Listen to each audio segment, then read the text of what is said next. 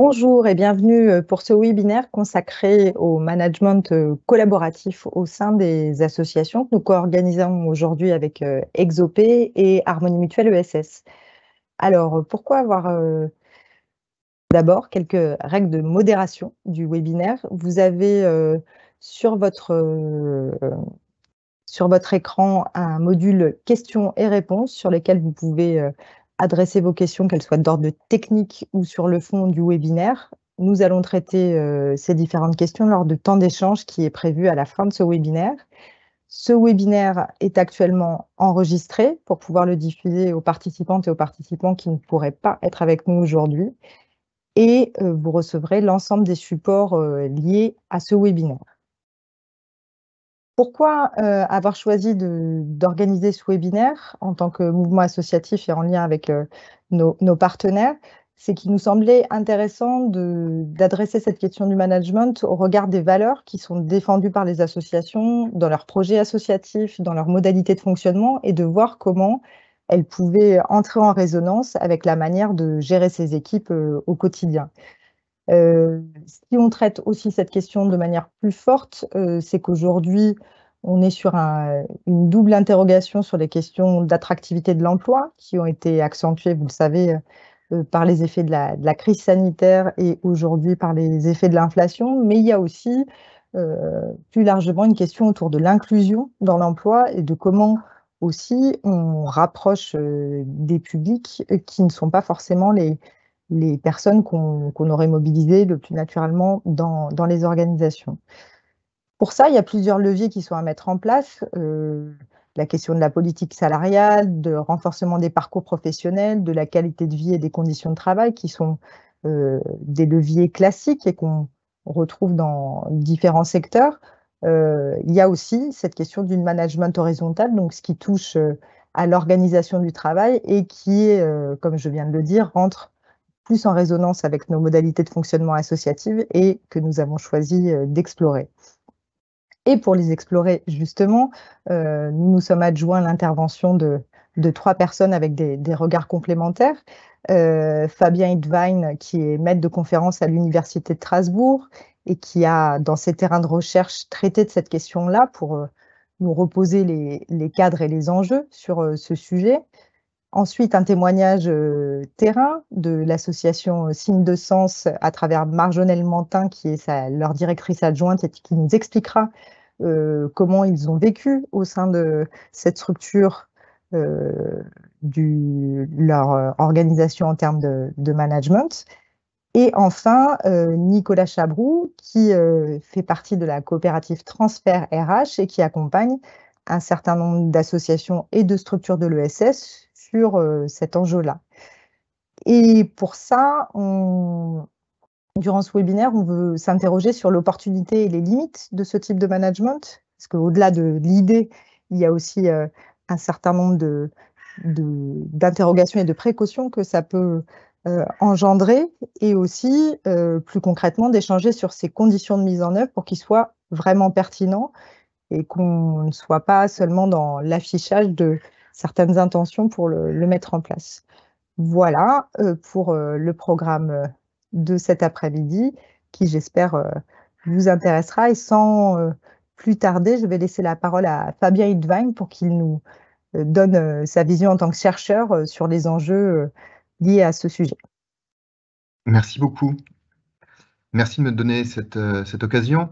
Alors, moi, la perspective que je vais vous proposer aujourd'hui, je vais simplement vous présenter comment le management horizontal se fait dans les organisations que j'ai pu étudier. C'est-à-dire, ce n'est pas mon intention de vous dire comment il faut faire. Ce que je cherche plutôt à faire, c'est à vous montrer comment des organisations assez radicales parviennent à fonctionner en refusant en refusant la hiérarchie et une division des tâches trop poussée. Le deuxième parti pris que j'ai, c'est que ce sont des organisations plutôt extrêmes dans ce management horizontal. Et je crois qu'il y a aussi beaucoup d'enseignements à en tirer parce que, justement, comme elles poussent très loin cette volonté-là, eh bien, elles vont jusqu'au bout de cette logique. Alors, des organisations sans hiérarchie ou avec très peu de hiérarchie, on a l'impression que c'est quelque chose d'utopique. En réalité, c'est relativement courant. Les organisations de mouvements sociaux, hein, c'est-à-dire tout ce qu'on peut connaître autour de mouvements féministes, écologiques, de lutte antiraciste typiquement, sont souvent des organisations avec peu de hiérarchie, qui parfois aussi reposent beaucoup sur des outils numériques. Les coopératives donc, sont aussi un exemple peut-être un peu plus proche du modèle associatif et un exemple dans le secteur marchand d'organisation dans lequel donc, il y a un ensemble de décisions qui sont prises collectivement, surtout les décisions stratégiques qui sont prises collectivement. À ce titre, il faut distinguer ce qu'on appelle les deux types de coopératives qui sont les SCOP et les SIC. Les SCOP, ce sont les organisations dans lesquelles ce sont exclusivement les travailleurs et travailleuses qui décident donc de ces orientations stratégiques. Dans les SIC, il y a la volonté d'inclure aussi tout un tas de parties prenantes en plus, c'est-à-dire des fournisseurs, des clients, des riverains, des pouvoirs publics, dans ces décisions collectives, donc dans une approche très globale de l'organisation.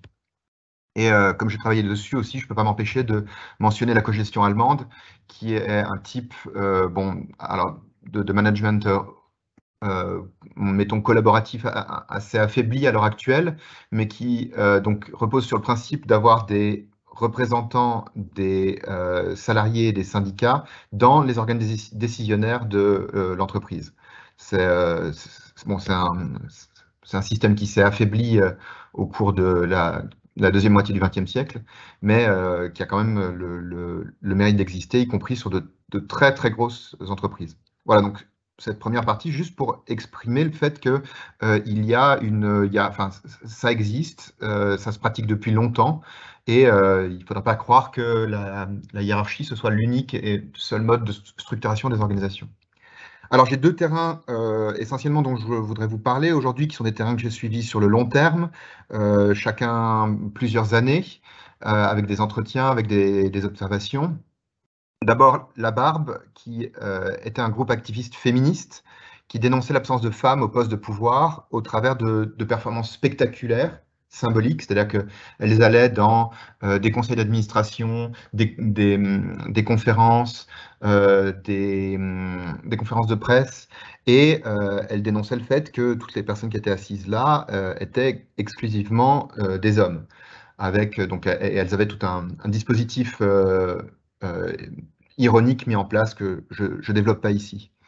Et c'est un groupe qui était marqué par une volonté d'empuissancement des femmes, ou d'empowerment, hein, si on préfère le terme, et donc ce qui a une valeur très forte en termes justement de management horizontal. Je décrirai comment à chaque fois le management horizontal se manifeste dans chacune de ces organisations.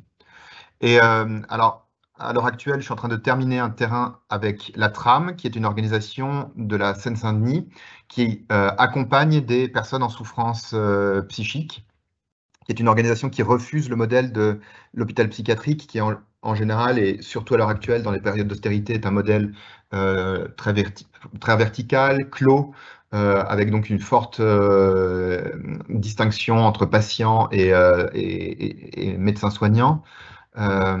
Et dans lequel les patients ont souvent le sentiment d'avoir peu de prise sur les soins qu'ils et elles reçoivent.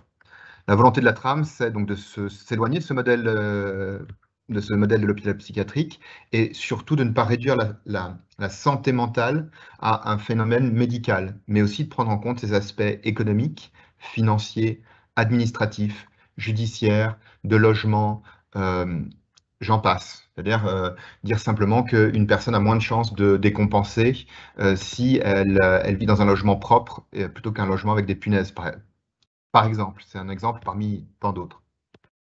Et donc, il y a une volonté dans la trame d'inclure les personnes en souffrance psychique dans les fonctionnements de l'organisation, dans les décisions et les fonctionnements de l'organisation. C'est-à-dire que les personnes vont pouvoir participer aux décisions avec les travailleurs sociaux, vont pouvoir travailler pour l'organisation, participer aux accompagnements, participer à l'accueil, coproduire les activités de l'organisation. Et là, vous voyez bien qu'il y a tout de suite un lien aussi avec le management horizontal. Alors, quelle forme le management horizontal ça prend dans ces deux organisations? Dans la Barbe, il y a une volonté très forte d'autonomisation. C'est-à-dire qu'il y avait cette phrase, c'est celle qui dit qui fait, c'est-à-dire si quelqu'un propose une action, si quelqu'un propose un projet, un atelier, eh bien, elle est invitée immédiatement à ne pas se reposer sur le groupe, mais à agir, à profiter des ressources, à profiter des gens présents, mais surtout à ne pas se reposer sur le reste du groupe. Il y avait aussi une volonté à la Barbe de ne pas, enfin, de contourner ce qu'on pourrait appeler de la verticalité invisible ou des hiérarchies invisibles. Parce que certains membres, certaines activistes étaient là depuis longtemps, avaient beaucoup de charisme, avaient un passé militant très riche, ou simplement étaient plus disponibles. Et ce faisant, elle avait beaucoup de pouvoir sur les décisions de l'organisation. Et donc, il y avait dans la culture de la Barbe, c'est-à-dire ce qui était enseigné aux nouvelles arrivantes, il y avait cette volonté de dire vous avez le droit de prendre la parole et vous avez le droit de remettre quelqu'un en cause, justement sur ces positions-là. C'est un tout petit peu tangent, mais ça participe aussi du management horizontal. Il y avait aussi beaucoup de temps de débriefing, pour repenser les actions et de soins. J'emploie le terme soin au sens très large, hein, bien sûr, mais de soins réciproques, c'est-à-dire de veiller à ce que les émotions, simplement le fait de se mettre en avant durant une action, ce qui peut être parfois même physiquement douloureux parce qu'il il peut y avoir de la violence à cause notamment des services de sécurité, et que les personnes soient prises en charge collectivement par le groupe. Ça fait partie du management horizontal parce que justement, pour que tout le monde puisse participer aux décisions, il faut que tout le monde aussi puisse envoyer un retour sur ce qui s'est passé et qu'on puisse justement éviter que ce soit seulement les plus solides qui tiennent sur le long terme. Concernant la trame, le premier pas de la trame, dans ce sens-là, c'est de rendre la participation des personnes matériellement possible. C'est-à-dire que si vous avez des gens qui arrivent, donc on est en Seine-Saint-Denis, hein, c'est des personnes en souffrance psychique, donc il y a souvent, ça se croise souvent avec des problèmes de mal logement, des problèmes de toxicomanie, des problèmes administratifs. Bon, là aussi, je ne peux pas faire la liste parce qu'on y serait encore demain matin. Et donc, un des premiers éléments, c'est que si on veut que les gens puissent participer aux décisions collectives, il faut d'abord qu'ils soient en mesure matériellement de le faire. On ne peut pas demander à quelqu'un de participer aux activités collectives si la personne n'a pas de logement, si elle ne sait pas où elle va manger, si elle n'a pas... Donc, il faut donner un certain nombre de perspectives. C'est pour ça que les propositions d'accompagnement de la trame qui sont données dès le début travaillent immédiatement à rendre ce management horizontal. Il y a une valorisation de la parole, c'est-à-dire que lorsque les personnes en souffrance psychique s'expriment, elles sont écoutées, leur parole est prise en compte dans les décisions, et il y a tout un travail de déstigmatisation de leur parole. C'est-à-dire que elles interviennent à l'université, elles interviennent dans des formations de professionnels, elles interviennent auprès du conseil départemental, elles interviennent à la mairie, etc. Et donc, il y a une volonté que leur parole soit entendue, soit valorisée, une volonté de déstigmatisation. Déstigmatisation, c'est-à-dire faire accepter que leur parole est légitime envers un certain nombre de décideurs, mais aussi pour elles-mêmes, c'est-à-dire de faire entendre que ce qu'elles ont à dire est important et qu'elles n'ont pas à se limiter. Et enfin, il y a un certain nombre d'espaces qui sont dédiés à faire circuler la parole, c'est-à-dire une radio, des temps de recherche, des temps de discussion collective où les gens se posent et on essaie d'élaborer ce qui se passe à l'heure actuelle dans l'organisation et ce que les gens ont à en dire. Ça aussi, c'est quelque chose sur lequel je reviendrai. Alors, si j'essaye maintenant de généraliser à partir de ces cas, donc qui bien entendu sont des cas très précis, je le reconnais très volontiers, et avec des projets assez spécifiques, mais néanmoins, il y a des choses sur lesquelles on peut un peu généraliser. Je pense que le management horizontal suppose des changements profonds à la fois sur la structure et sur la culture de l'organisation. C'est-à-dire, et c'est ce que je vais maintenant développer sur cette deuxième partie. Alors, sur la structure, c'est très important, je crois, de faire entendre que cette horizontalité n'est pas simplement un truc qu'on rajoute. Ça demande un changement global, entier de l'organisation. Ça ne peut pas être simplement de rajouter qu'on va voter sur un certain nombre de choses. Ça ne peut pas simplement être de rajouter qu'on va discuter, on va instaurer des temps de discussion. Ça demande quelque chose de plus large, parce qu'il y a tout un courant de recherche qui travaille là-dessus à l'heure actuelle. La participation, la démocratie dans les organisations ne se décrète pas. C'est quelque chose qui se construit.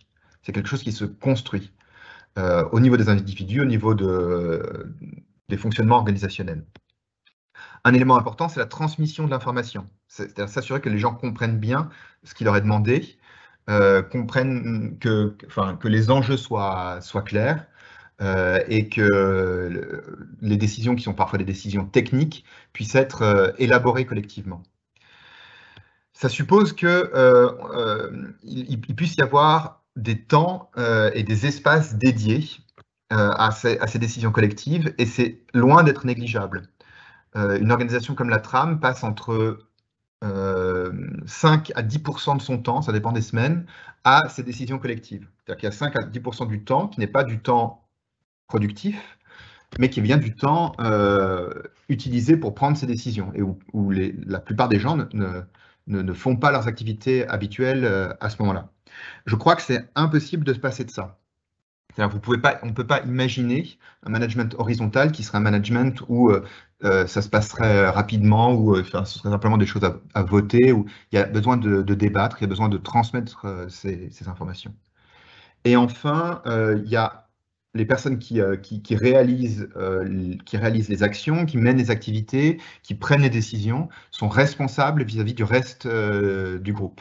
Ça, c'est quelque chose qui était très fort à la Barbe, qui est fort aussi à la TRAM, et qui peut être parfois frustrant, en particulier quand, typiquement dans la TRAM, c'est un travail, la Barbe, pardon, c'était un travail bénévole, puisqu'un travail d'activiste militant, et ça veut dire qu'on peut remettre en cause les décisions que certaines personnes ont prises, alors même qu'elles ont fait des efforts, mais précisément, il y a une responsabilité des personnes qui agissent envers le reste du groupe.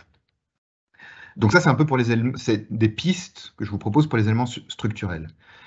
C'est aussi vrai sur la manière dont les gens interagissent entre eux et sur la culture qu'ils peuvent développer. Je crois que c'est vraiment une autre idée qui me semble essentielle, c'est qu'on ne peut pas mettre en place sérieusement du management horizontal si on n'accepte pas une part de dissensus ou de chaos, enfin on peut appeler ça comme on veut, au sens où on a tendance à chercher un état dans lequel on est tous d'accord.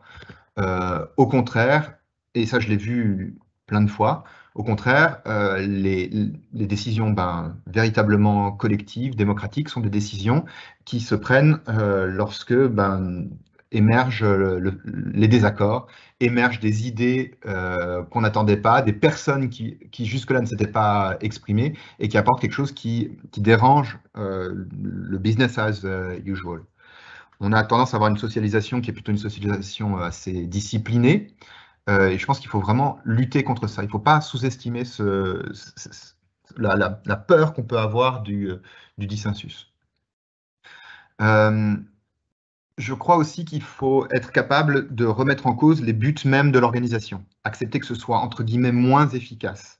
Mais moins efficace, ça veut dire quoi? Ça veut dire qu'on peut discuter ce que fait l'organisation et ce vers quoi elle va aller. Et ça, c'est quelque chose dont on n'a pas l'habitude, en particulier dans des fonctionnements très verticaux, où en fait, ces décisions-là sont prises ailleurs. La barbe, aussi bien la trame, remettait très souvent en cause leurs buts fondamentaux, précisément parce que ça permettait de repenser le reste de l'organisation. Et enfin, s'autoriser des débats éthiques et pas seulement techniques, c'est-à-dire, justement, c'est lié au point que je viens de développer, c'est-à-dire que s'autoriser la question de se poser est-ce que les moyens qu'on emploie sont acceptables? Est-ce que la direction générale dans laquelle on va est vivable par rapport à un but supérieur qui n'est pas seulement le but opérationnel de l'organisation, mais aussi sa raison d'être. Et ça, c'est quelque chose, je crois, qu'il est très important de pouvoir discuter, de même si on envisage un management véritablement horizontal. Voilà, je vous remercie et j'espère que ces échanges vous auront nourri. Merci beaucoup, Fabien, pour cet éclairage autour des enjeux qui, je pense, a bien posé le cadre. Maintenant, on va laisser la parole à Marjolaine Mantin, qui, comme je l'ai dit tout à l'heure, est membre de l'association Signes de Sens, dont elle est directrice adjointe, pour qu'elle nous dise comment cette question du management horizontal, collaboratif, a traversé son organisation avec plusieurs cycles de vie, et vous allez nous en dire plus dès maintenant. Ça marche, merci Marion. Donc effectivement, je suis directrice adjointe de Signes de Sens, une association qui a été créée il y a 20 ans tout pile cette année, et on travaille dans le secteur de l'inclusion pour rendre la société plus accessible et inclusive. Donc c'est une association Désolée, j'ai un problème pas de souci. de diapo encore. Je peux continuer, Ouais, ça marche. Je reviens. Ok.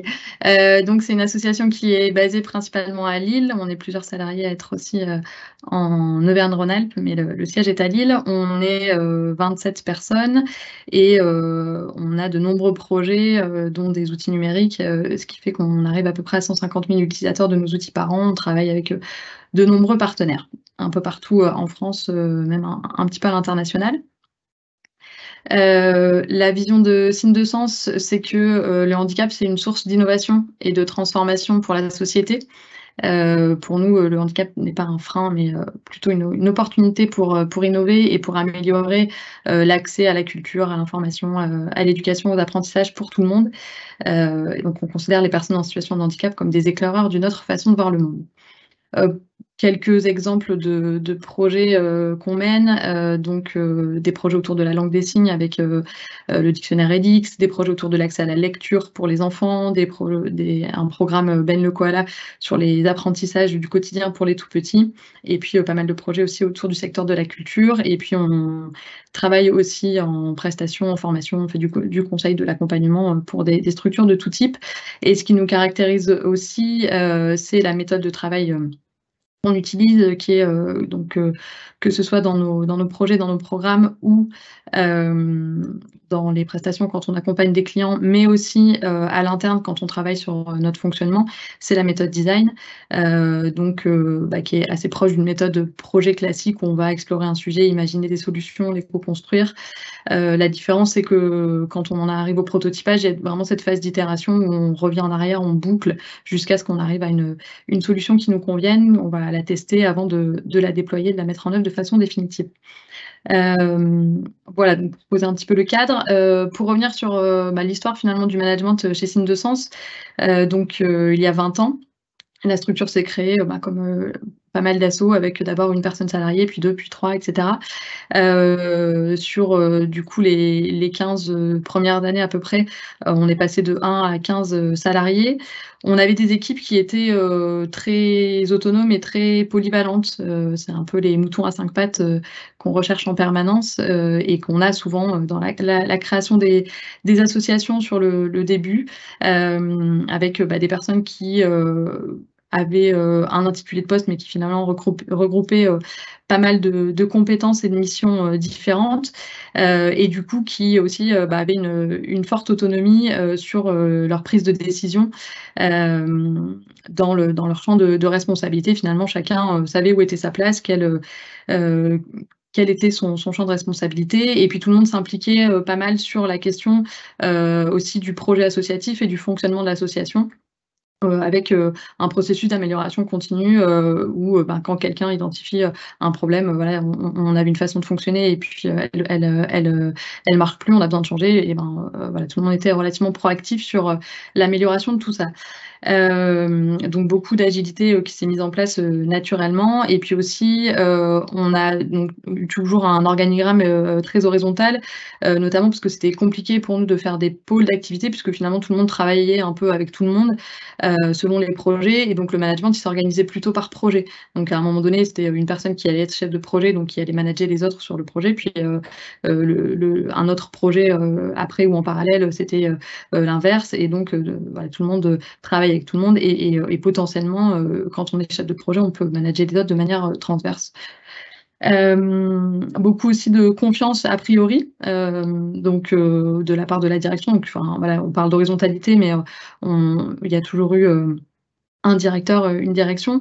Ce qui est important aussi, c'est que je pense une des choses qui a permis, un des éléments qui a permis à Signe de Sens de réussir cette horizontalité et de la mettre en place de façon assez naturelle, c'est que même si la création de l'association elle est liée à une personnalité forte, le directeur et le fondateur qui s'appelle Simon Ourier, pour autant, lui, ce qu'il a toujours visé en créant et en développant l'association, c'est la qualité des projets, et c'est le fait que les solutions qu'on crée, elles marchent pour les usagers. Donc il n'y a jamais eu, que ce soit de sa part ou de la part des différents conseils d'administration qui se sont succédés, jamais eu de question d'ego ou de volonté de pouvoir ou de volonté d'avoir raison, volonté de pouvoir, d'avoir la main sur les décisions. Donc toujours une remise en question. Voilà, il y a, Simon a une responsabilité importante dans pas mal de décisions qui portent sur les projets, parce que il est là depuis 20 ans et qu'il a une grande maîtrise des différents sujets, et donc son avis compte dans beaucoup de décisions, et pour autant ces décisions elles peuvent toujours être remises en question, et sur les décisions qui sont plutôt de l'ordre du fonctionnement général de la structure, pour le coup voilà, elles peuvent venir, les propositions et les décisions peuvent venir de tout le monde. Donc pour vous donner quelques exemples, peut-être juste sur la phase précédente, de décision sur plutôt le fonctionnement, de modalités de prise de décision. Par exemple, quand quelqu'un a des congés à poser, on n'a pas forcément besoin de faire valider à un manager ou à un responsable la période de congé, parce qu'on considère que tout le monde est responsable de son activité, et c'est quand est la bonne période pour poser des congés par rapport à l'activité, par rapport à soi, ses contraintes personnelles, etc. Quand on s'absente quelques heures, c'est pareil, on n'a pas besoin de le faire valider à un responsable. Voilà, on prévient les collègues pour savoir éventuellement, pour leur dire qu'on n'est pas là, mais on n'a pas besoin de tout faire valider. Et du coup, donc voilà, finalement, ça a été un fonctionnement qui a été très organique, puisqu'on s'est pas dit il faut qu'on mette en place un management horizontal. Donc c'était peu structuré, mais tout ça c'est fait de façon assez naturelle. Et puis sur la période 2020-2022, l'équipe s'est agrandie, donc c'est vrai que c'est la période qui correspond à la crise du Covid, et pour autant pour nous ça a été une période de forte activité. On est passé à peu près de 15 à 25 personnes permanentes. Et donc, on a eu différentes problématiques qui se posaient à nous. Une première problématique qui était le fait que, en étant horizontaux, en n'ayant pas de management intermédiaire, c'était compliqué de faire un suivi individuel régulier. Donc on a besoin de trouver des solutions pour améliorer ça. De manière générale, on avait aussi besoin d'améliorer notre fonctionnement interne et de l'adapter parce qu'à 15 et à 25, on ne fonctionne pas de la même façon, que ce soit en termes d'espace de travail, d'outils de gestion de projet, d'outils de communication, etc. Et puis, par contre, on avait envie de maintenir quand même cette horizontalité, cette participation, et d'impliquer tout le monde le plus possible sur des sujets transverses, et donc de structurer et de faciliter la participation.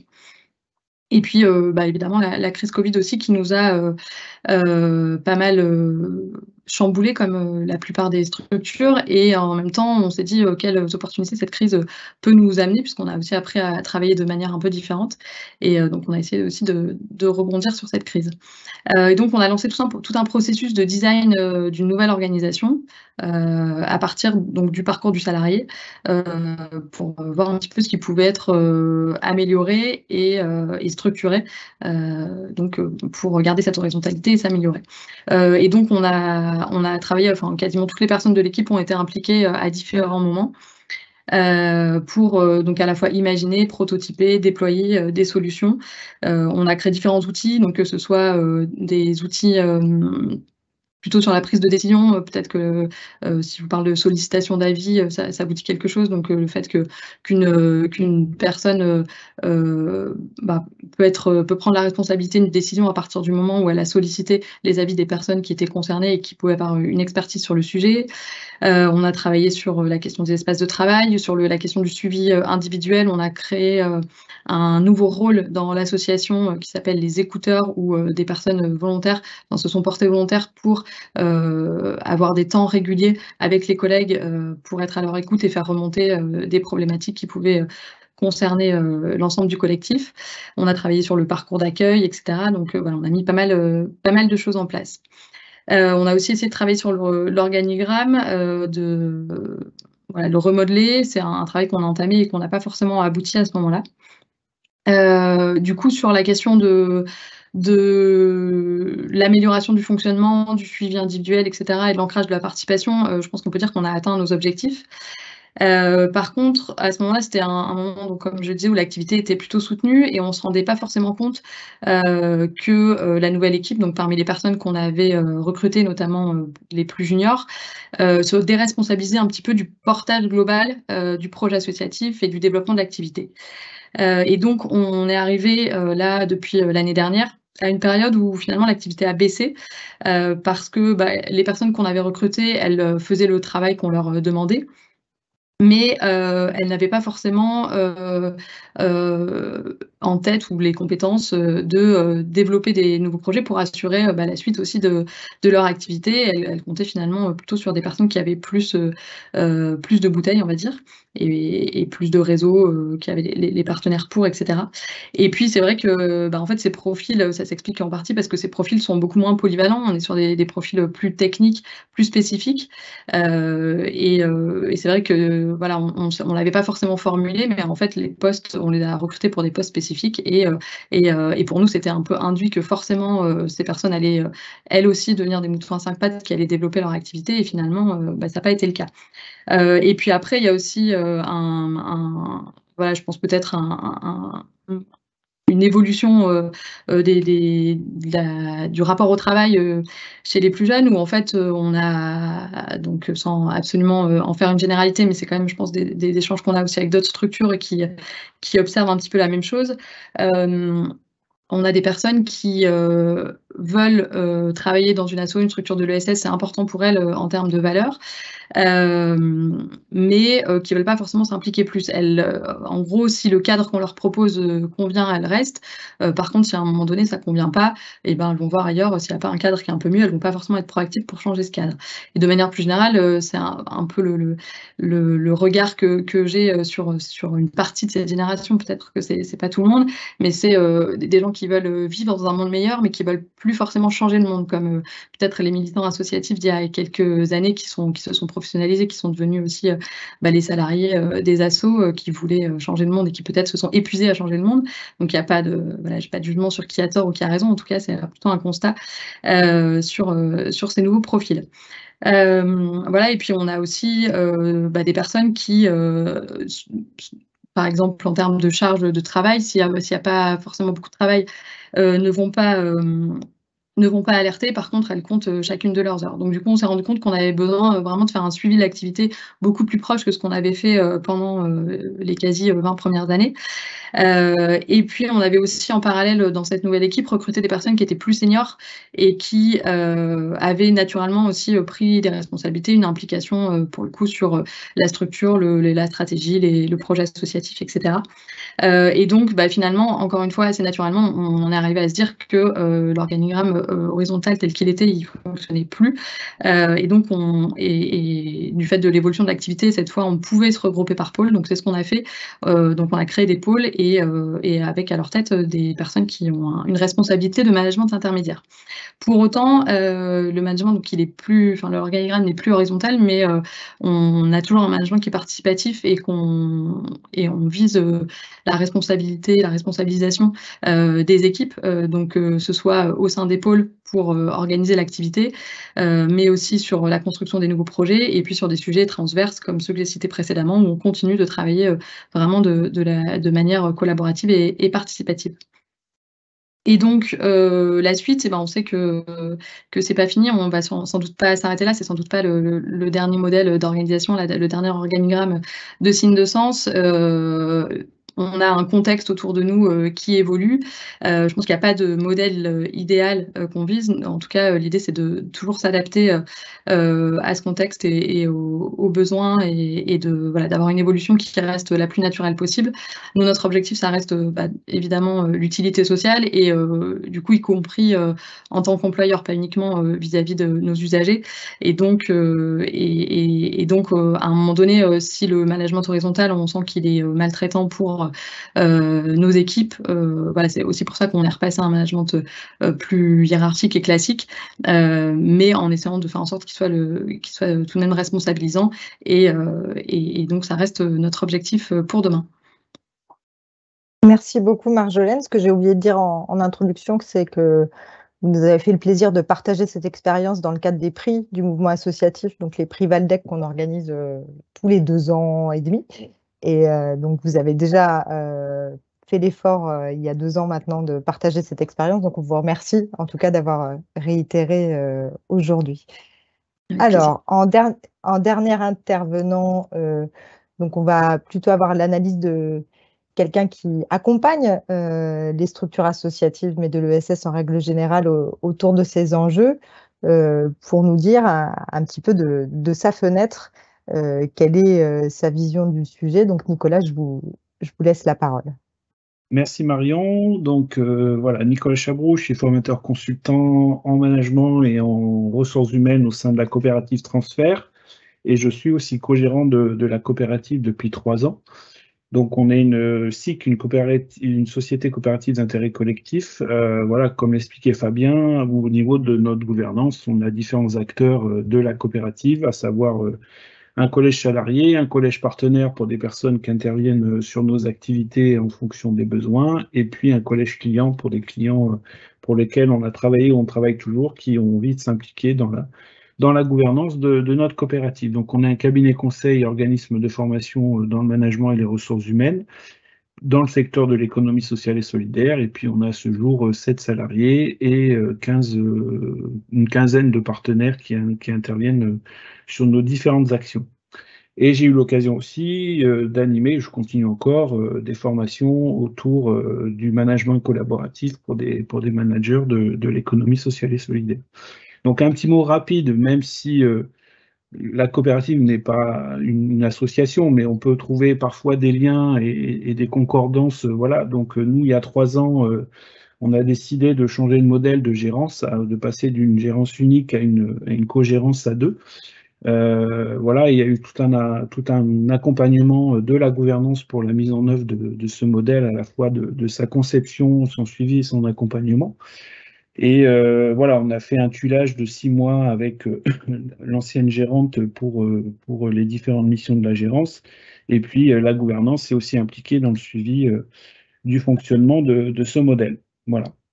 Ça a été une réussite pour l'instant parce que voilà, on a pris le temps aussi d'évaluer, de faire des points de situation, que ce soit au niveau du binôme de co-gérants, mais aussi avec la gouvernance et avec les salariés, pour continuer à construire ce modèle au fil des mois. Et puis, depuis l'an dernier, on a créé un labo de recherche et développement en interne, où on a eu l'occasion d'animer une table ronde au mois de décembre autour de qu'est-ce qui peut faciliter la capacité des individus à s'engager dans des modalités collaboratives. Et à l'issue de cette table ronde et des travaux qu'on fait aussi en interne, on a pu éditer une publication depuis mai 2023 qui est à disposition sur notre site et sur notre page LinkedIn. Et je crois, enfin, la référence sera aussi donnée dans le support. Voilà.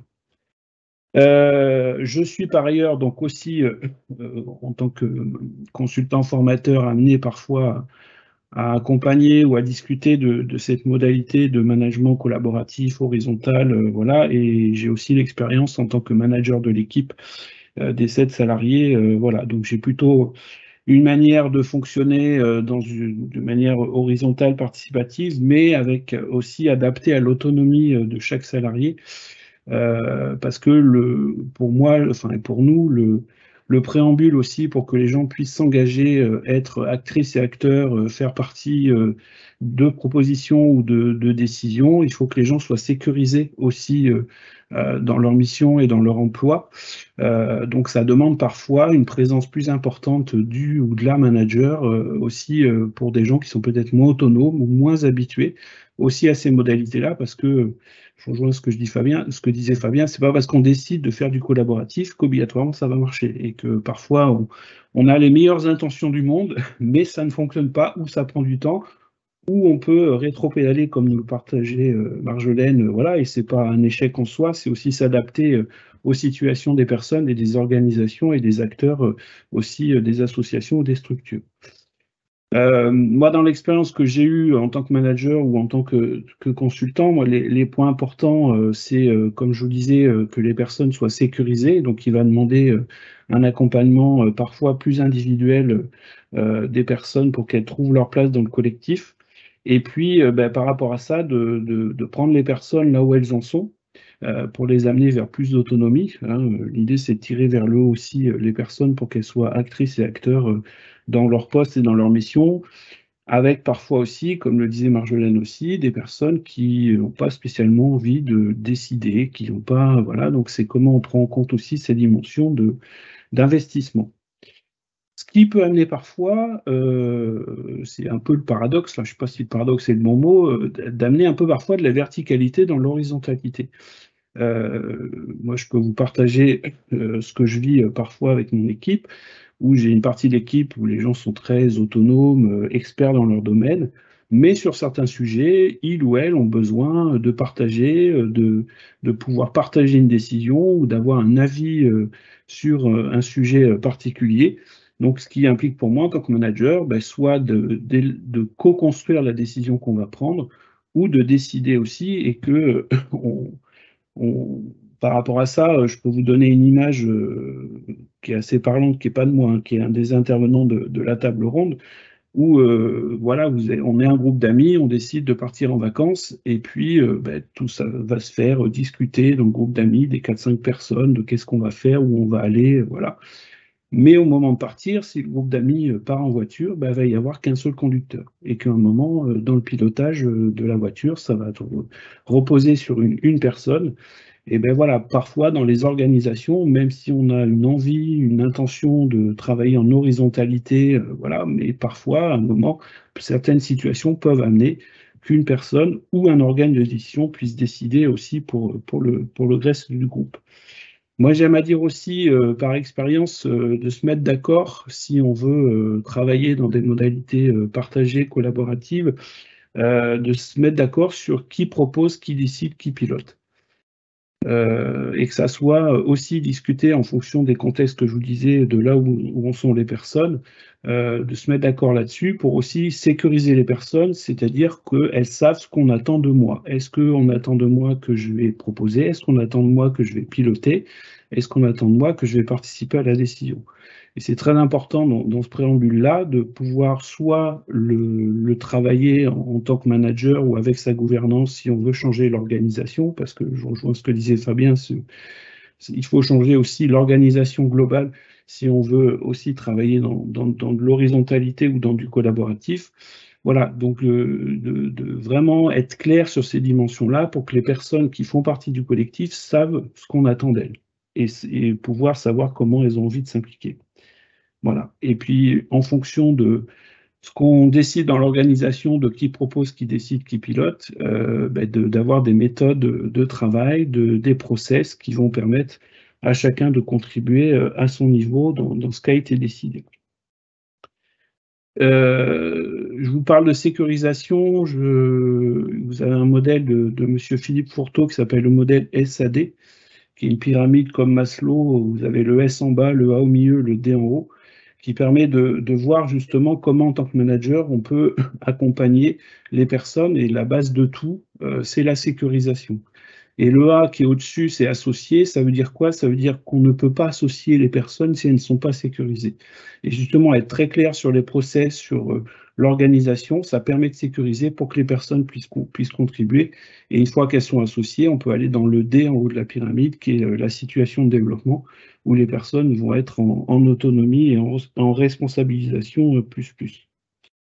Ce que je peux vous partager aussi, c'est que l'accompagnement d'une modalité de management horizontal ou collaboratif, c'est pas seulement l'animation d'un collectif. Alors c'est important de se donner des méthodes de travail, des process, voilà, à la fois de pilotage ou de décision, mais il faut aussi prendre le temps d'accompagner les individualités dans la mesure du possible, hein, si le ou les managers ou la manager n'a pas trop de monde à gérer, mais il y a la prise en compte des individualités dans le collectif en fonction de moi, je repère 4 critères au niveau du niveau des compétences de la personne, de son degré d'autonomie, de sa motivation, et pas seulement sa motivation à s'impliquer dans son poste et dans ses missions, mais sa motivation aussi à contribuer au collectif, et puis d'évaluer aussi le besoin de sécurisation de la personne.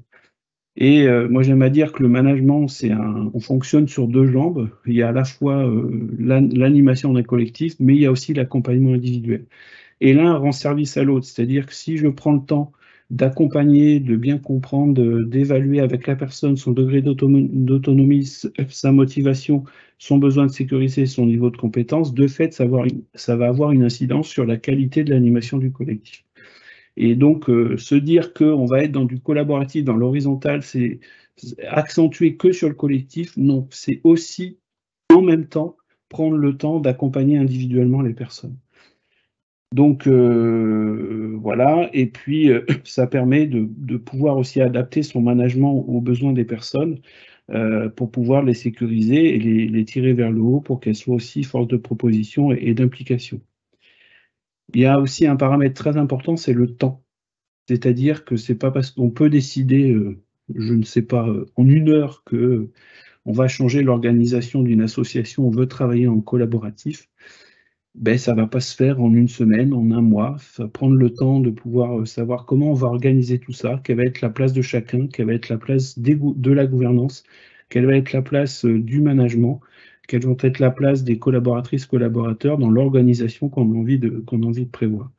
Et surtout, si vous avez des personnes qui ne sont pas habituées à ce qu'elles soient actrices et acteurs dans une organisation. Vous avez des personnes pendant X années, elles ont été dans des organisations de travail où elles faisaient très bien leur travail, voilà, mais elles n'étaient pas du tout sollicitées sur des propositions ou sur de la décision.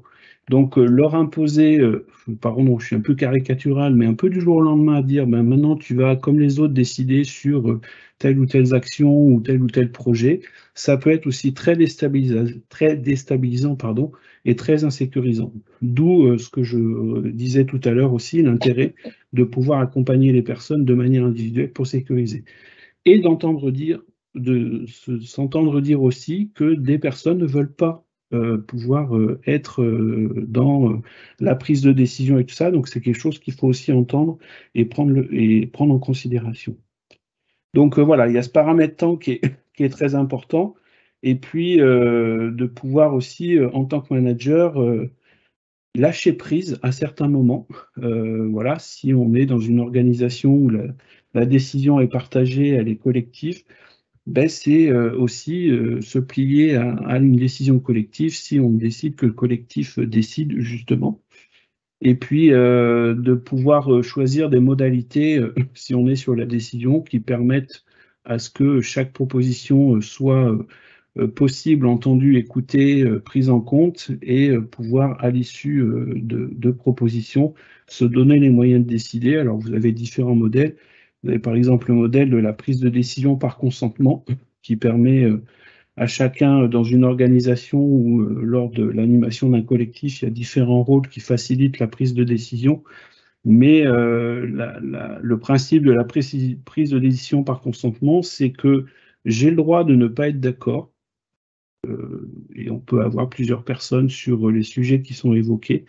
Par contre, j'ai le devoir d'amener une objection raisonnable, c'est-à-dire que je peux opposer un désaccord, mais je vais être force de proposition pour faire avancer le sujet, et que, au fur et à mesure des débats et des discussions, vous verrez, si vous avez l'occasion de lire notre publication, le témoignage du GRS, qui fonctionne sur ces prises de décision par consentement. Donc voilà, ça demande du temps, comme l'expliquait aussi Fabien. Voilà, et moi j'aime à dire que ça prend du temps parfois dans l'élaboration, dans la construction et dans le déroulé, mais si on se focalise sur les managers, c'est aussi du temps gagné qu'on gagne sur son management, où le ou la manager n'est pas toujours au carrefour de tout.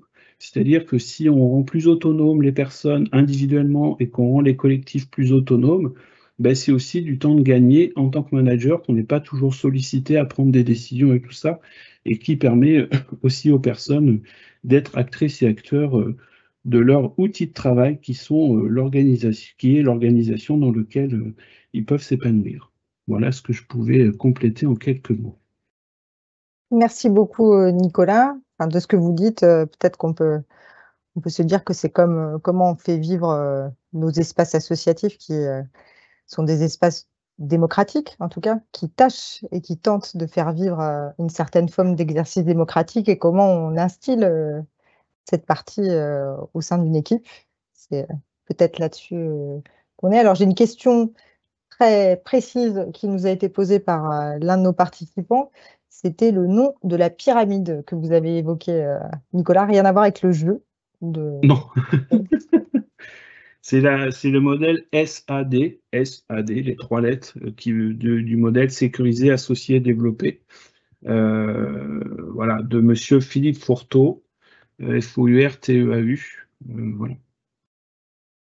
Très bien. Et alors, j'hésite, mais je vais revenir en arrière par rapport aux questions qui étaient posées à Fabien sur ce sujet. En fait, il y a l'un des participants ou l'une des participantes qui voulait avoir en référence s'il y avait des travaux de recherche sur les différents sujets qui ont été évoqués. Alors, je ne sais plus exactement comment elle formule ça, mais lié à l'efficience de ces modèles en comparaison à une organisation verticale. Je parle sous votre contrôle. Moi, j'ai lu un certain nombre de choses qui n'étaient pas forcément extrêmement positifs, en tout cas, avec des éléments assez critiques, mais je vous laisse peut-être répondre en quelques mots, et peut-être que nous, on pourra, dans le cadre du webinaire, mettre quelques références que vous voudrez bien nous indiquer. Alors, je n'ai pas de références qui me viennent directement comme ça à l'esprit. Le problème, c'est que ce concept même d'efficacité ou d'efficience, c'est lui-même qu'il faut interroger. C'est ce que je disais dans la partie sur la structure. C'est-à-dire que le but qu'on donne à une organisation, c'est un enjeu politique. C'est-à-dire que si on agit collectivement dans un but, on peut agir, enfin, on peut aller dans différentes directions. Très souvent, le propre des organisations démocratiques que j'ai pu étudier directement dans mes travaux ou que j'ai pu voir dans les travaux de collègues. Précisément, ce que les gens cherchent à faire, c'est à s'assurer que la différence entre les moyens et les fins ne soit pas... Il n'y a pas de différence entre moyens et fins. C'est-à-dire que à tout moment de l'organisation, tout le monde est d'accord avec, ou consent, ou comme on veut, avec la façon dont les choses se font.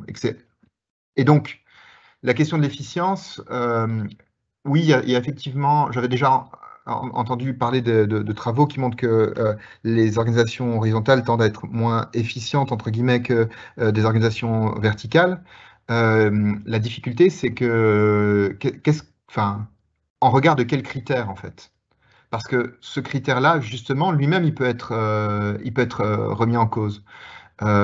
Et c'est, je crois, en fait, le cœur du management horizontal que d'être capable de dire peut-être que l'usage qu'on a des ressources ou l'usage de telle ressource qui n'est pas prise en compte dans nos critères, dans les critères comptables ou puisse être remis en cause. Pour donner un exemple un peu plus concret, hein, typiquement, il y a énormément d'organisations industrielles qui sont très, très efficientes, mais en refusant radicalement de prendre en compte le critère écologique. Donc, à partir du moment où on fait entrer ce critère-là dans les processus de décision, et ben, justement, cette question d'efficacité, elle change. Voilà, je ne sais pas si c'est clair. Je vais essayer de ne pas me lancer dans un tunnel trop long. Très bien, mais de toute manière, on essaiera de vous indiquer les éléments, mais en tout cas, le partage et le croisement aujourd'hui des intervenantes et des intervenants était aussi pour essayer de croiser les visions et les regards et peut-être aussi d'aller plus loin et de partager de la ressource là-dessus. Alors, je vais peut-être venir sur l'une des dernières questions qui a été donnée pour remonter. Ensuite, il y a une personne qui demande quelles sont, selon vous, les premières étapes à mettre en place pour engager, pour lancer l'initiative et tourner vers une organisation plus horizontale? S'il y avait un drapeau à planter pour dire ça y est, on se lance, est-ce que vous auriez des éléments à donner? Pas facile comme question. Moi, j'en aurais un, il y en a certainement plein d'autres, hein. C'est qu'est-ce qu'en pense le collectif? De sonder aussi le collectif par rapport à ça. Parce que parfois, si la décision, je caricature, hein, mais que la décision de changer de modèle, de passer en horizontalité ou en collaboratif, si la décision d'une seule personne, ça peut être aussi un moment compliqué. Donc si, en tant que manager ou au niveau d'une gouvernance associative, on a envie de faire évoluer le modèle de travail, voilà, c'est qu'est-ce qu'en pense en premier le collectif? Qu'est-ce qu'en pense un conseil d'administration? Si c'est au niveau d'une équipe, voilà, d'un manager, de pouvoir aussi sonder ou échanger avec son ou ses équipes, voilà, c'est y réfléchir soit de son côté, bien sûr, si c'est à l'initiative du ou de la manager, mais c'est aussi de voir comment le collectif peut aussi réagir par rapport à ça, en sécurisant aussi, en étant aussi attentif aux réactions de chacun, chacune, mais parce que parfois, si c'est la volonté d'une seule personne et que c'est pas la volonté d'un collectif, ça peut être aussi très compliqué. Et de pouvoir aussi travailler avec eux, avec les équipes ou une gouvernance sur qu'est-ce que ça peut impliquer de changer de modèle, qu'est-ce que ça peut impliquer de prendre un modèle plus horizontal, quelle peut être la place de chacun par rapport à ça. Et puis, il y a aussi il y a le point de départ, et puis il ne faut pas oublier aussi de faire des temps réguliers, alors pas tous les mois, hein, mais peut-être une fois par an ou une fois tous les 2 ans, si on a changé de modèle ou si on a fait évoluer un modèle, de pouvoir aussi, je prends souvent cette image, de se regarder pédaler, de se dire on en est où par rapport au modèle qu'on avait choisi il y a 1 an ou il y a 2 ans, comment ça fonctionne, comment ça résonne, c'est chacun et chacune d'entre nous, de pouvoir aussi d'avoir ces temps de partage et d'échange, pas seulement sur le cœur de métier des personnes, mais sur l'organisation globale, et que l'évaluation du modèle elle se fasse aussi de manière collaborative et horizontale. Ouais, si je peux juste me permettre de compléter, Vas-y. merci, peut-être juste poser la question de qu'est-ce qui amène cette volonté de changement. C'est vrai que parfois ça fait un peu rêver les nouveaux modèles, on entend parler de choses innovantes et on a envie de faire pareil, mais peut-être commencer par se poser la question de est-ce qu'il y a un dysfonctionnement interne qui provoque ça? Est-ce que c'est juste une envie, comme le dit Nicolas, de certaines personnes?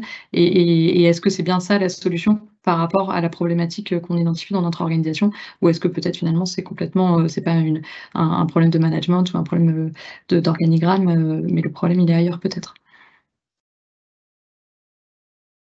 Donc, en résumé, la prise de décision collective, elle commence au moment où on décide de faire évoluer le mode de management. C'est la première pierre et c'est peut-être le signal. Et ensuite, ce que vous disiez sur le fait de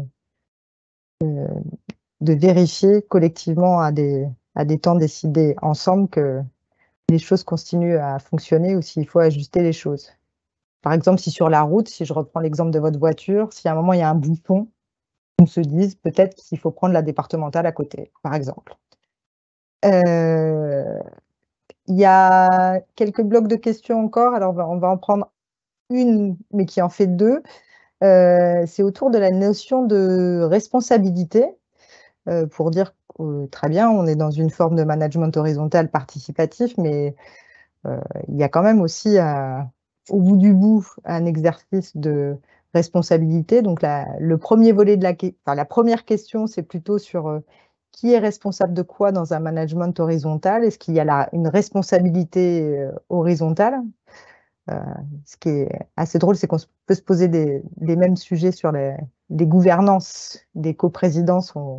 Il y a un peu les mêmes sujets. Et ensuite, une question qui est liée à la partie salariée, c'est de dire que si tout le monde participe et tout le monde est dans une relation de travail horizontale, quel impact ça a sur les rémunérations, les classements des postes, si on écrase la pyramide. Voilà.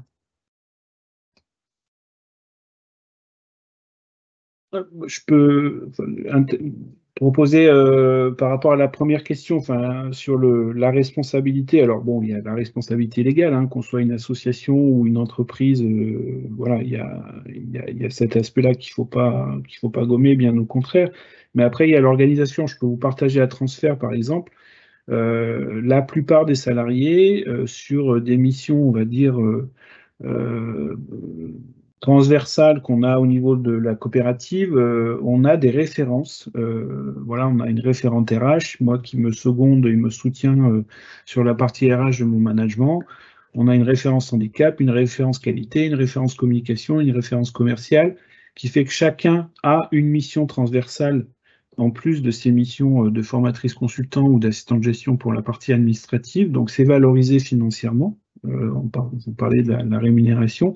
Mais moi, en tant que manager, ça m'amène un énorme soutien et mon rôle, c'est de suivre globalement l'activité de chaque référence, mais sachant que justement, chacun et chacune est responsabilisé par rapport à sa référence. Et à certains moments, on peut être amené à prendre une décision en bilatérale avec le ou la référente, ou sur certains sujets, ça peut être l'ensemble des salariés sur une thématique de référence qui peut agir, voilà.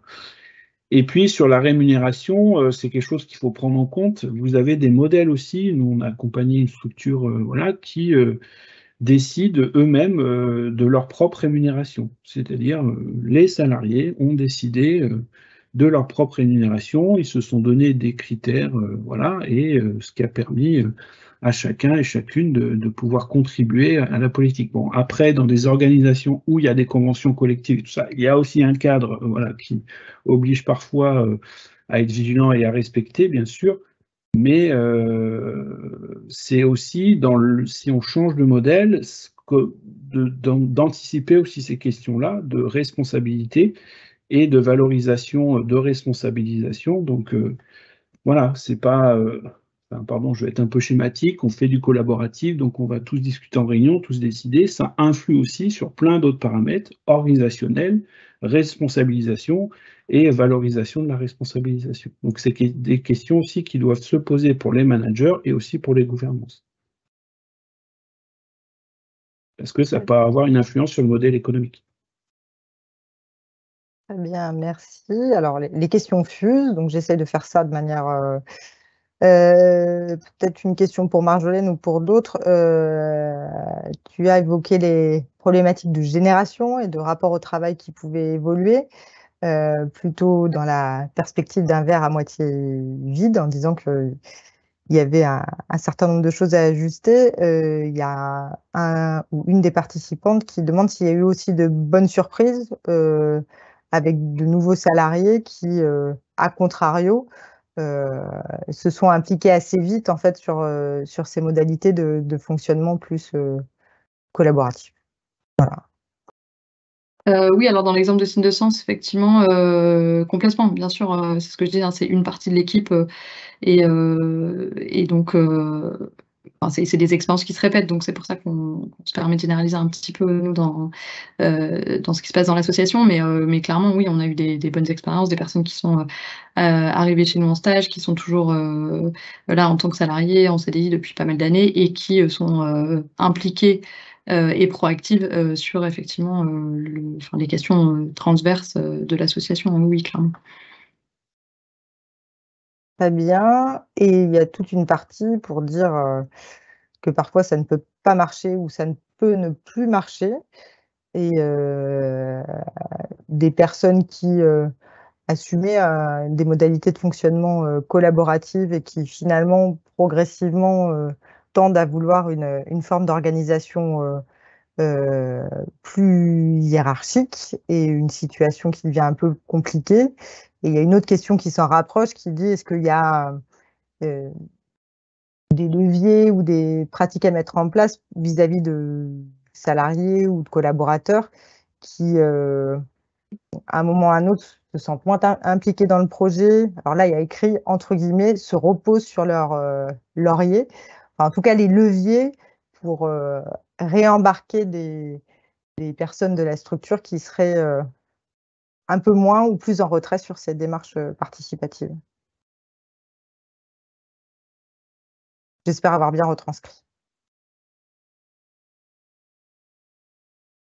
C'est ce que je disais un peu tout à l'heure, si je peux me permettre d'intervenir, c'est l'importance de l'accompagnement individuel.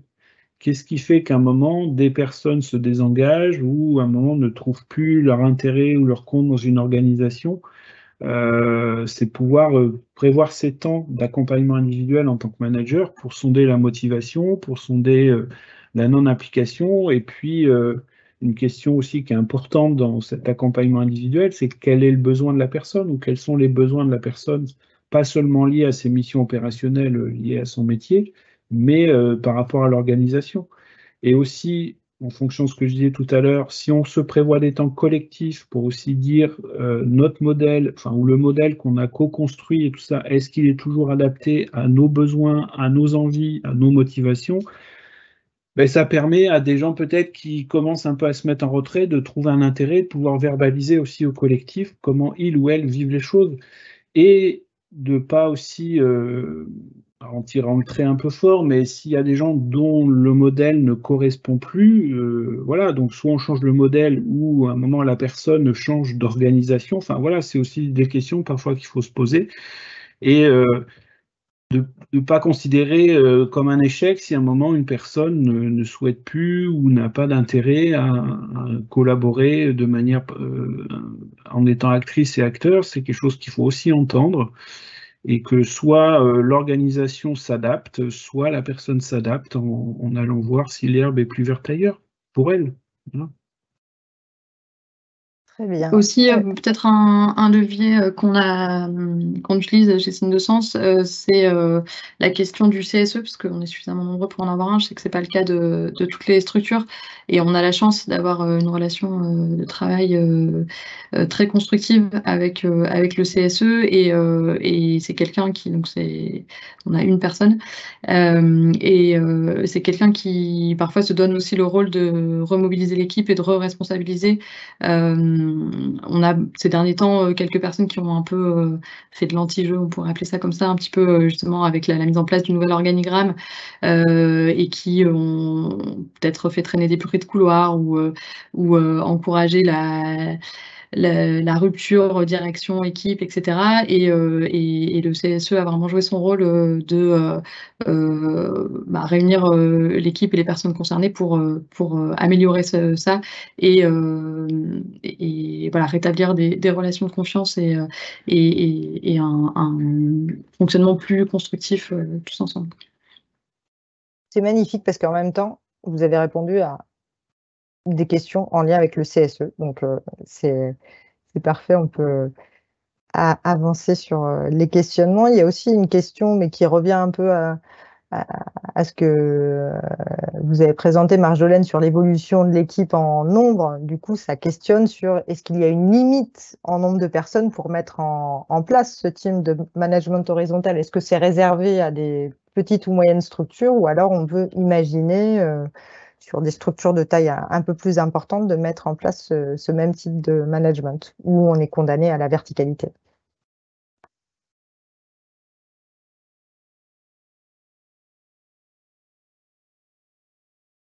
Pardon. Pas bien, peut-être.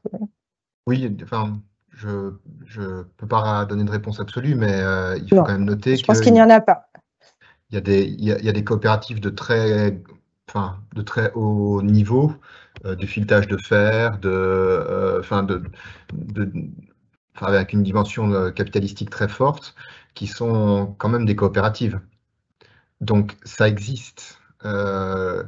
Pour donner un exemple un peu plus amusant, il y a alors, un exemple qu'on connaît pas du tout en France, mais il existe un premium cola qui est donc du Coca-Cola fait par des anarchistes allemands et où ils distribuent dans toute l'Allemagne.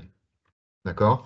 Et donc c'est entièrement horizontal avec le même salaire pour tout le monde, on parlait de ça tout à l'heure, avec la minimisation de l'impact carbone, avec un travail très poussé sur les fournisseurs et les clients, et ils parviennent à livrer dans toute l'Allemagne. Donc c'est quand même des volumes relativement importants.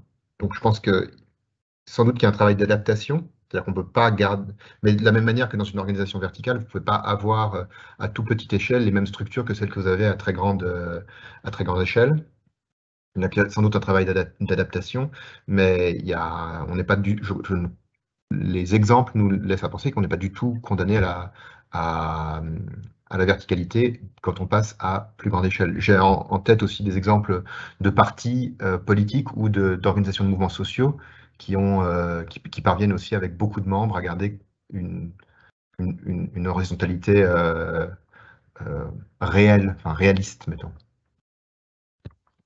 Et en complément, le modèle coopératif influe aussi sur l'organisation en tant que modèle coopératif.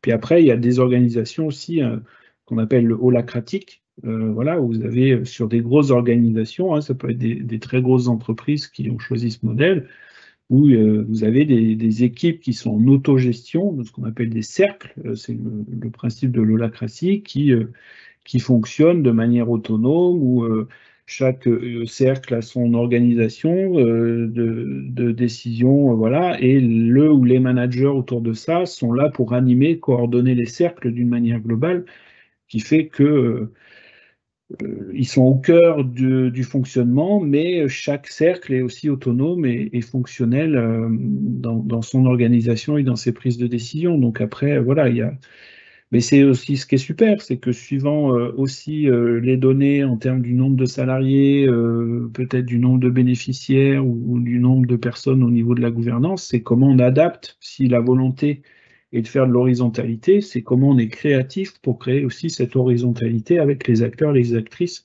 qui composent l'organisation.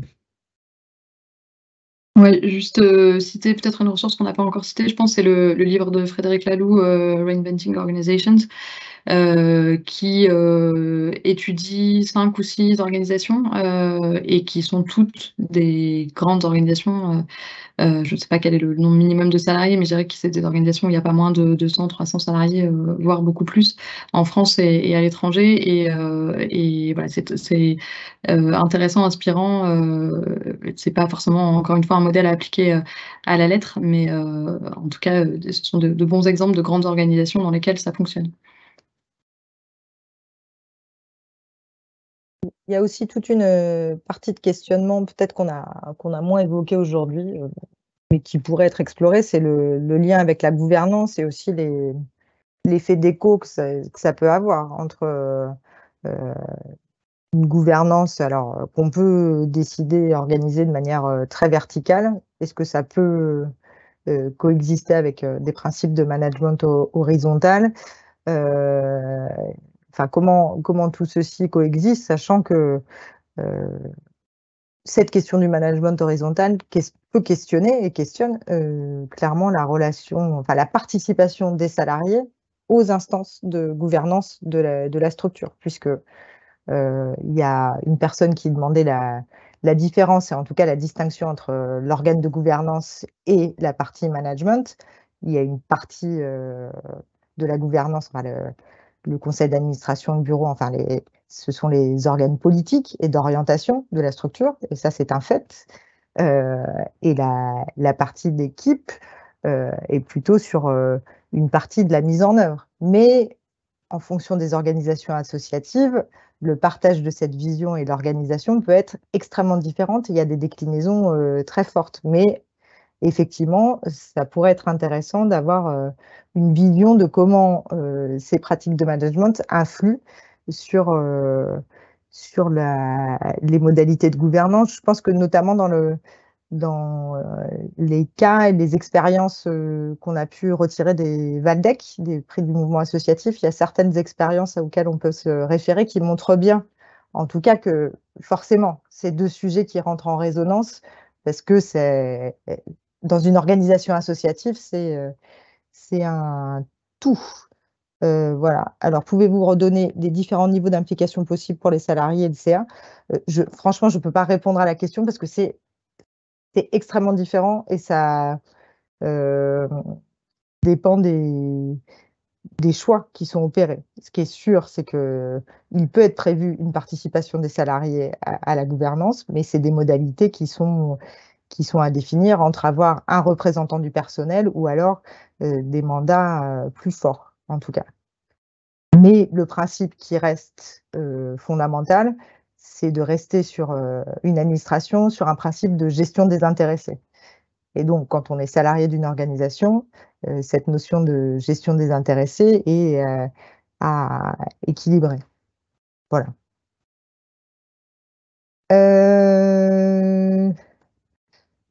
Ok, alors ensuite, peut-être que je vais prendre quelques questions de précision. Et si vous avez des dernières questions, alors, il y a une question sur Nicolas, vous avez parlé de travaux, de documents du GRS. Alors, je pense que ça, c'est des éléments, je parle sous votre contrôle, qu'on peut retrouver sur votre site et dans les articles que vous avez mentionnés et qu'on a remis en lien sur le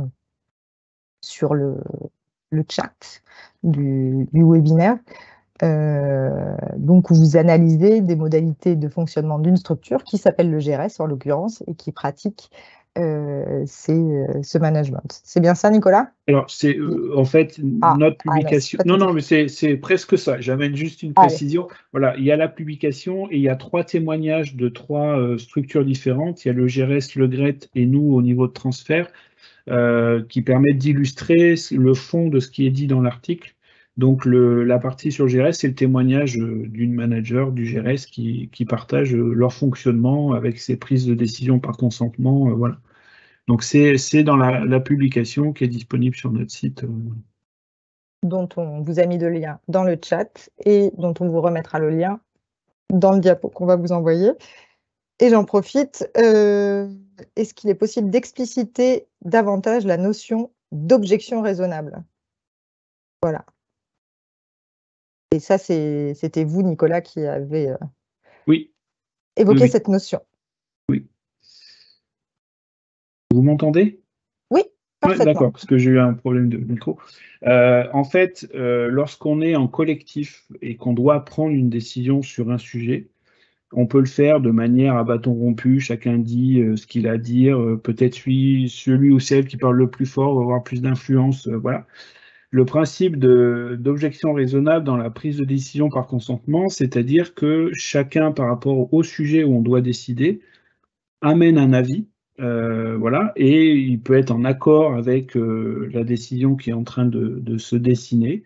Et si, par exemple, moi, dans le collectif, là, cet après-midi, je ne suis pas d'accord avec ce qui est en train de se dessiner au niveau de la décision, j'amène mon objection raisonnable, c'est-à-dire j'amène mon objection, je dis que je ne suis pas d'accord, et pour qu'elle soit raisonnable, j'amène une contre-proposition qui va faire réagir le reste du collectif, et petit à petit, en fonction des idées, des propositions, des objections raisonnables qui sont avancées, ben, le collectif va, au bout d'un moment, arriver à une décision qui va prendre en compte l'ensemble des contributions. Voilà. Et pour ce faire, c'est ce qu'on appelle des modalités d'organisation de réunions sociocratiques. Il y a des rôles qui sont attribués aux participants de la réunion pour permettre cette prise de décision, et dont un qui est assez important, qui est le distributeur ou la distributeur de parole, c'est-à-dire qui va donner la parole aux gens qui la demandent, et surtout, pour avoir l'avis de tout le monde, recadrer ceux qui prennent beaucoup de place dans l'échange, entre guillemets, et d'aller chercher les avis de ceux qui ne disent rien. Et que si une personne dit « je n'ai rien à dire », ça veut dire qu'elle consent au sujet ou à la décision qui est en train de se prendre. Voilà. Donc il y a différents rôles, voilà, le distributeur de la parole, le facilitateur ou la facilitatrice qui est là pour faciliter à l'atteinte de l'objectif de ce qu'on est en train de discuter. Vous pouvez avoir un script qui prend en note les idées, vous avez un gardien du temps, si on s'est donné 30 minutes sur ce sujet-là, ben voilà, la personne est garante du temps qu'on ne va pas dépasser les 30 minutes. Et puis vous avez une personne qu'on appelle le scruteur ou la scrutrice, qui est là pour un petit peu sentir l'ambiance, voilà, et s'il y a un petit peu d'agressivité ou de tension, qu'elle puisse aussi le verbaliser. Et à l'inverse, si tout se passe bien de manière sereine, qu'elle puisse aussi verbaliser que tout le travail qui est en train de se faire collectivement se passe dans une ambiance totalement constructive. Voilà. Très bien, merci beaucoup. Je ne sais pas si Marjolaine, Fabien, vous avez quelque chose à ajouter en réaction par rapport aux questions qui ont été posées. Sinon, je vais poursuivre. Il y avait une dernière remarque, je dirais, qui disait par définition, la gestion horizontale ira moins vite qu'une gestion plus verticale en termes de prise de décision et de réactivité. À l'heure où les financements diminuent, comment pouvons-nous vendre ce système à nos partenaires? L'un ne va pas avec l'autre. Alors moi, je pourrais changer les mots et parler de gestion associative, qui normalement en fait va moins vite parce que cette notion de temps, elle se retrouve aussi sur la manière de prendre les décisions collectivement au niveau de la gouvernance. Donc j'ai envie de dire que c'est peut-être quelque chose qui se combine avec un modèle associatif et comment on le fait vivre avec l'ensemble. On parle souvent de parties prenantes, et donc c'est autant la pertinence des actions qu'il y a à défendre que la manière dont on fait les actions. Et dans le cadre d'un management horizontal, c'est aussi de défendre une manière d'impliquer ses salariés en tant que partie prenante forte du modèle. Donc c'est tout aussi compliqué que défendre des modalités d'action dans un modèle associatif. Donc je n'ai pas de réponse, mais en tout cas de l'expliciter et de montrer comment ça fonctionne et de convaincre en tout cas que cette dimension participative, elle permet aussi des actions qui finalement ont une autre qualité que celle qu'on peut regarder sur d'autres formes d'organisation. Voilà, j'espère que nous n'avons oublié personne. Autrement, vous pouvez aussi adresser vos questions ou vous faire des demandes de compléments. Avant de conclure vraiment, je vais laisser la parole à Lucie, qui représente ici Exopé, pour nous donner quelques mots de conclusion. Oui, merci Marion. Donc bonjour à tous. Donc oui, je suis Lucie Sanchez, donc je suis conseillère développement des compétences chez Exopé, qui est l'organisation professionnelle représentative donc des branches éclat, du sport, de l'habitat et du logement accompagné et du tourisme social et familial. Donc, comme vous l'avez perçu dans ce webinaire porté par le mouvement associatif Harmonie Mutuelle et Exopé, que je représente donc aujourd'hui, donc mettre en adéquation ses pratiques managériales avec les valeurs défendues par son association pour la construction d'un sens au travail et ainsi travailler à une meilleure attractivité de l'emploi fait bien partie des préoccupations des associations employeuses. Donc à l'issue de ce webinaire, donc je remercie notamment les organisatrices dont Marion et Céline, et bien sûr tous les intervenants. Donc on l'a vu, il y a beaucoup de questions qui subsistent sur ce sujet. Et il est sans doute assez important de se dire ensemble que ces questions existent et que le plus important pour Exopé, c'est bien cette position réflexive du manager ou du responsable associatif. La dimension du management collaboratif, voire coopératif, donc, suppose cette réflexivité sur un sujet qui implique que chacun et chacune y sa part en exerçant son pouvoir donc, de faire avec les autres plutôt que son pouvoir sur les autres, et ainsi exprimer sa citoyenneté économique, associative, comme nous l'ont exposé Fabien Hudouin, Marjolaine Lantin et Nicolas Chabroux, que je remercie pour la qualité de leur présentation.